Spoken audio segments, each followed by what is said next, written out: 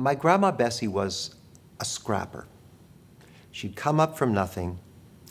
She had endured a lot of years of having to be the kind of nice, innocent village girl and deal with her wild husband.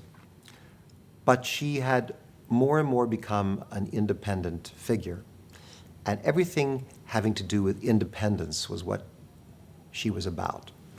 So she established her own characters on stage. Many of them involved her playing trouser parts, young boys, like the Grüne Buche and other plays. But the way she kind of got into this was because of the death of a really great theatrical figure in the Yiddish theater who was Zygmunt Mogilescu. He was a Romanian comedian that many people have compared to Chaplin, and some even suggested that Chaplin got parts of his routine from Mogilescu. Mogilescu very often played these kind of young boy tramp figures. Mogilescu died young, tragically, and many people tried to put on his plays. They were always booed off the stage. The public would not accept anyone in those parts because they loved him so much.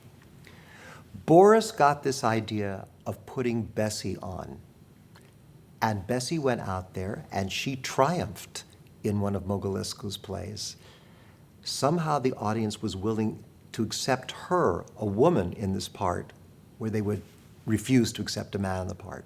And that became the basis of all of these green boy plays and many other roles that she played like this for the rest of her career. But the kind of gal she was, she couldn't deal with pretense. She always cut to the very center of things and constantly kind of made jokes about things. I mean, once in her very fashionable apartment building in Hollywood, there was a lady she used to chat with, Mrs. Chapman, I think was her name. And once Mrs. Chapman said to my grandma that she couldn't see her that day because she was going to her DAR meeting, and she was going on about the DAR.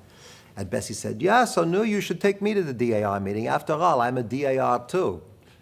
And she said, "Oh, no. Mrs. Thomashefskys, you certainly could be a DAR." She says, "Yeah, sure, I'm a daughter from Americanized Russians." And that was just classic of Bessie. She always just cut through it all. But this suffragette idea had become very meaningful to her. And she really relished playing this kind of character on stage. Bessie did a play called Jenny läuft für Mayor, Jenny Runs for Mayor, in which she portrayed a woman actively campaigning for office and what the steps would be that she would go through. Another big song that she sang was Weiber macht mir a President, women make me your president.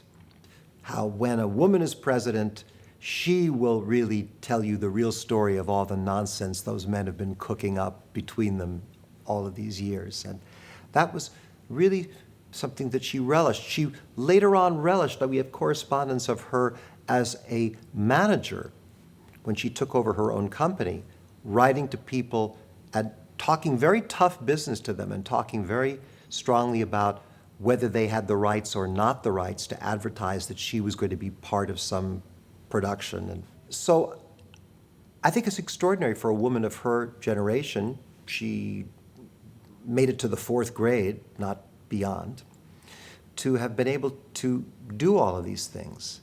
And in fact, Betty Friedan I talked with once about her, and she said she wished that someone in women's studies would do something about Bessie, and boy, I wish they would too.